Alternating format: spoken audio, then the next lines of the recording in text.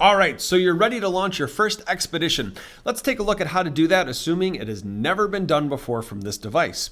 What are you going to need? Well, the first thing you're going to need are some devices. Whether they be phones or whether they be iPads, you'll probably need enough for each of your students and one device for you as the teacher. Now, one helpful hint I'm going to offer, the teacher device, I would recommend marking this somehow so it stands out from the other devices.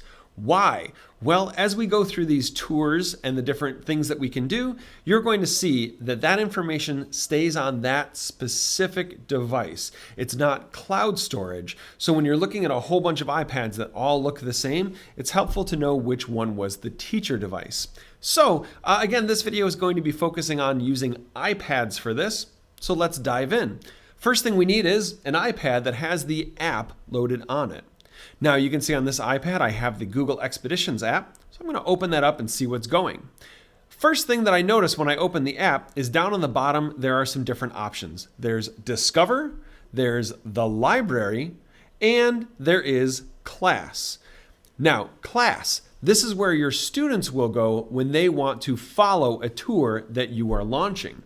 They'll go here, they'll see your name once you have it set up correctly, and they'll click Join. That's all the students have to do. But what about you as the teacher? Well, assuming you don't have any expeditions previously downloaded, under the Discover tab, this is where you can find all of the different expeditions that are available.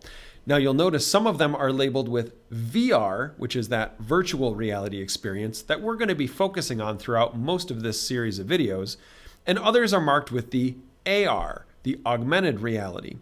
Now, the reason we're looking at the virtual reality, augmented reality requires a slightly more powerful processor, and not all schools have devices that have that processor in them.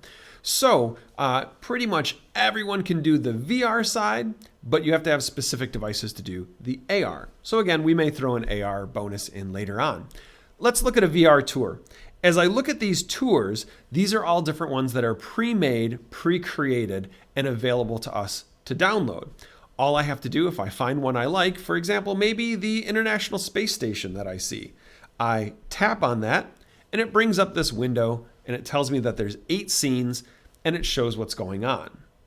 Now, if you want an additional resource to find tours that are available, I'm going to put a link down in the description of this video that takes you out to a Google Sheet that lists all the tours that are available. It's fairly regularly updated, and it shows which scenes are there, what pictures are present, and what information is there. A really awesome tool because since it's a Google Sheet, you can, like I'm showing in this insert, you can do Control F and search for particular things that you're looking for.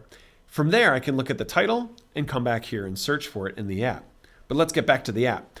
All I need to do to download this tour is click on Download or View Guide.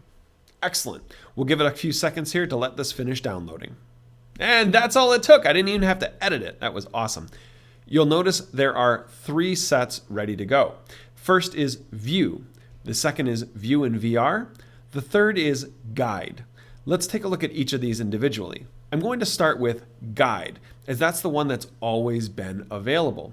You do have to be signed in to guide a tour. So to sign in, if I X out of this window, click on the 3 lines at the top left-hand corner of the screen and select Sign In. From there, you can sign in. It'll be up in the top left-hand corner. I'm already signed in, but it'll be up there. You can sign in with your Google account and you're all set to go. So once I've signed in, to guide the tour, I simply press Guide and I'm good to go. You'll see that a number comes up. That's the number that your students will want to enter as well.